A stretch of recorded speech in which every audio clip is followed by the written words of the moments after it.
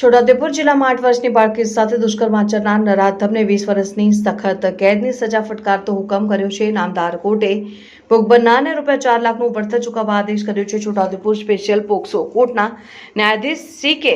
મુનશી સાહેબ દ્વારા 8 વર્ષની બાળકી સાથે દુષ્કર્મ આચરનાર નરાધમને 20 વર્ષની સખત કેદની સજાનો હુકમ કર્યો છે. પાવી જેતપુર તાલુકાના ખાંડિયા અમાતર ગામના સંજય સોનકા રાઠવા દ્વારા ગત તારીખ 29 માર્ચ 2021ના રોજ પાવી જેતપુર તાલુકાના એક ગામની 8 વર્ષની બાળકીને એકાંતમાં અવાવરૂ જગ્યાએ લઈ જઈ તેની ઉપર બળજબરીપૂર્વક દુષ્કર્મ આચર્યું હતું અને પોતાની સાથે બનેલી ઘટના અંગે બાળકીએ તેની માતાને જણાવતા સગીર બાળકીની માતાએ પોલીસમાં ફરિયાદ નોંધાવી.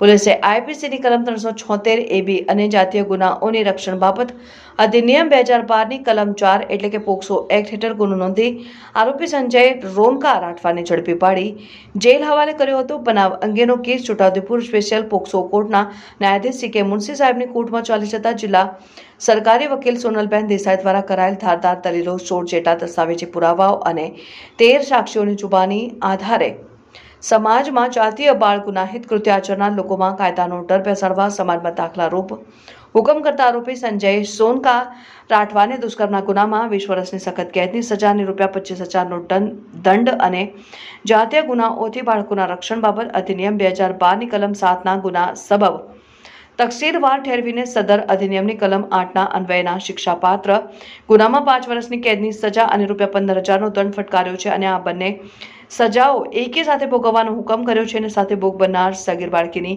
આર્થિક સ્થિતિને ભવિષ્યને ધ્યાનમાં રાખીને ફોજદારી કાર્યરીતિ સંહિતા કલમ 357A તથા ગુજરાત વિક્ટિમ કોમ્પન્સેશન સ્કીમ 2019ની જોગવાઈઓ મુજબ ભોગ બનનારને વળતર પેટે ₹4 લાખનું વળતર ચૂકવવા જિલ્લા કાનૂની સેવા સત્તામંડળ છોટાઉદેપુરને ભલામણ કરી છે. આજરોજ છોટાઉદેપુર પોક્સો કોર્ટના મુનશી સાહેબ નાઓએ આરોપી સંજયભાઈ સોનકાભાઈ રાઠવા જે રહે જેતપુર પાવીનાઓને સજાનો હુકમ કર્યો છે.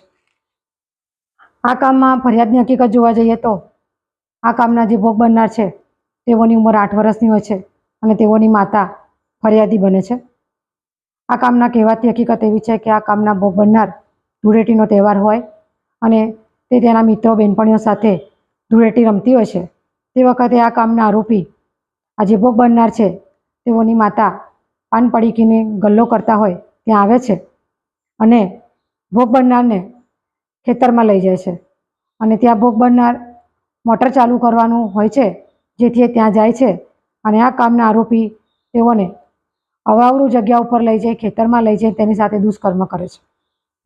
જેથી જેતપુર પાવી ગુના રજિસ્ટર નંબર 146/2021થી ગુનો રજિસ્ટર થાય છે અને ત્યારબાદ પોસ્કો કોર્ટની અંદર ચાર્જશીટ દાખલ થતાં કુલ્લે 16 જેવા દસ્તાવેજી પુરાવા નામદાર કોર્ટમાં રજૂ કરેલા અને 13 જેવા સાક્ષી તપાસવામાં આવેલા.